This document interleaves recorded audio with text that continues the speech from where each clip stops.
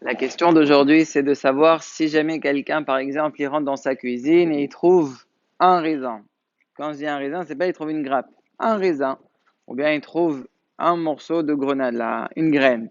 Est-ce que l'echatchila, on lui dit, vas-y, c'est bon, tu peux manger, tu fais boler PLRS, ou bien l'echatchila, on lui dit, non, vaut mieux ne pas la manger.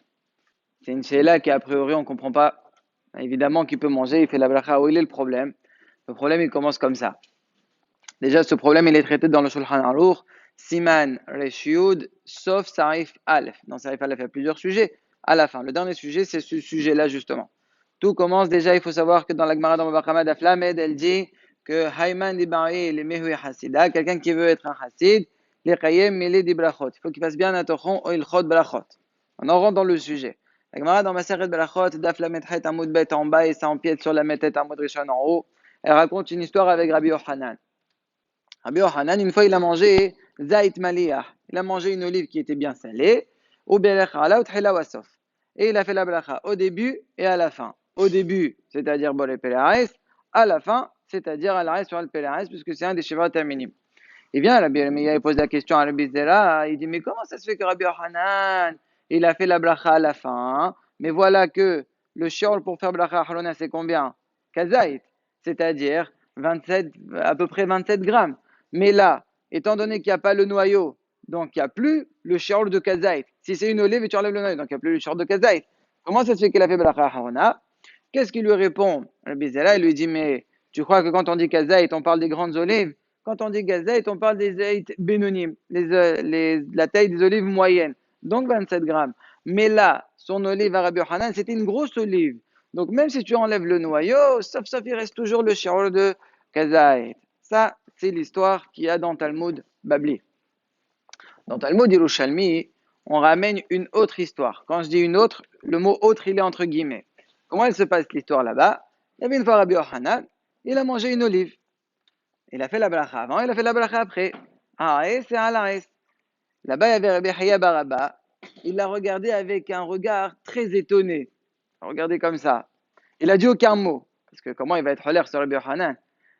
Rabbi Yochanan, il a remarqué son regard bizarre. Il a dit en hébreu, en français, qu'est-ce qu'il veut ce Babylonien chez moi? Qu'est-ce qu'il me regarde comme ça? Quoi? Il ne sait pas que sur une olive, à la fin, on fait la bracha de Halaretz sur Alpelaretz. Ça, c'est l'histoire. Là-bas, dans le Talmud Yerushalmi, on explique c'est quoi la mahloket. Qu'est-ce qu'il pense Rabbi Yochanan et qu'est-ce qu'il pense Rabbi Chaya Baraba pour qu'il le regarde de manière où on comprend qu'il n'est pas d'accord.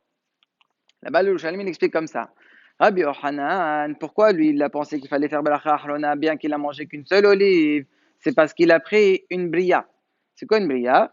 C'est quelque chose d'entier. Comme Hachem il a créé. Il y a des olives, il a pris une olive entière. Donc quand il l'a mis dans la bouche entière, avec le noyau, automatiquement, ça fait une bracha où il faut faire bracha achlona parce qu'il est hachouv, même s'il n'y a pas la mesure de kazait. Pourquoi? Parce qu'il ne va pas manger le noyau, évidemment, il ne va pas l'avaler, mais quand même, il l'a rentré entier. Rabbi Haya Baraba, quand il le regarde de manière étonnante, il lui fait comprendre, mais c'est bizarre, tout le din de Bria, c'est lorsque mamash, tu manges toute la créature entière.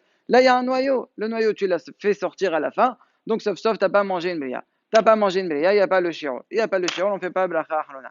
Ça, c'était leur mahloket donc dans le Talmud Yerushalmi. Maintenant, avant de revenir entre Babli et Yerushalmi, on s'arrête 30 secondes sur les Yerushalmi. Ma'adin, entre Rabbi Yohanan et Rabbi Chaya Baraba, à la Da'at Kobria, on fait bracha achlona.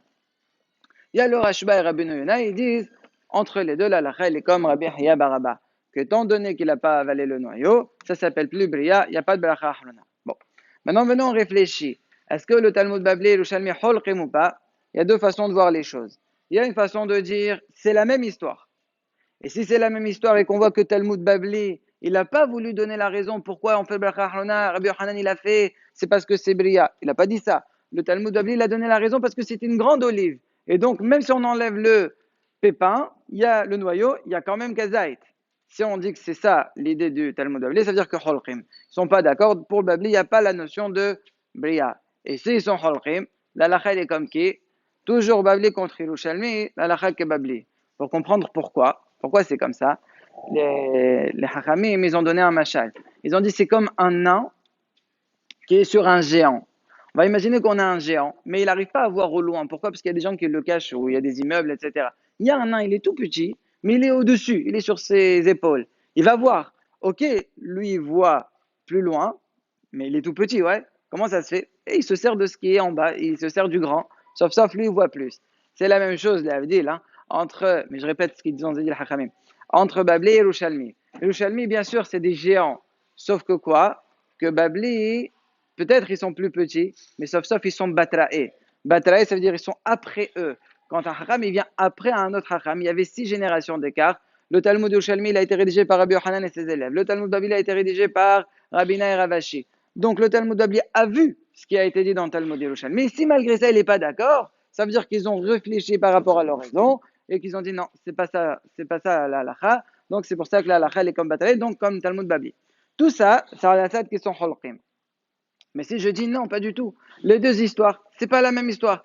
Dans l'histoire de Talmud Babli, pourquoi on n'a pas pu jouer avec Bria? Parce que là-bas, c'était Zaït Maliyah, on l'avait salé. Certainement là-bas, et ils l'ont enlevé le pépin. Donc dès le début, quand Rabbi Yochanan il a mis son olive dans la bouche, il n'y avait pas de pépin. Donc il n'y a pas de bichlal, le din de Bria. C'est pour ça qu'on ne pouvait pas jouer avec ça. Par contre, dans le Talmud, Yerushalmi là-bas, Rabbi Yochanan il a fait rentrer avec le pépin et rien qu'après il a fait sortir. Donc il n'a rien à que le Babli il serait d'accord avec le Yerushalmi que s'il y a une Bria, il y a aussi ce din de Bria. Le Rif et le Rambam comprennent que c'est la même histoire, donc Mahloch et donc Halakha et Babli. Par contre, Tosfot, la main comme dans la Métète, et encore beaucoup d'autres Rishonim, le Rashba, Rabbeinu Yonah et le Rosh, et encore d'autres, comprennent que non, c'est deux histoires différentes, donc il n'y a pas de Holrim. Ils sont Mesoparim, il y en a qui sont eux-mêmes Mesoparim, ils n'ont même pas tranché, donc c'est pour cela que si on dit que ça joue, il ne faut pas manger le raisin entier. Alors, Ma'adin, le Shulchan Aruch donne la halakha.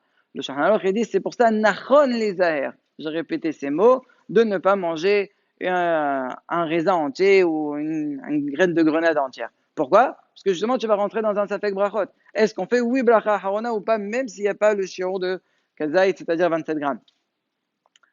Pourquoi il dit juste nachon ezer?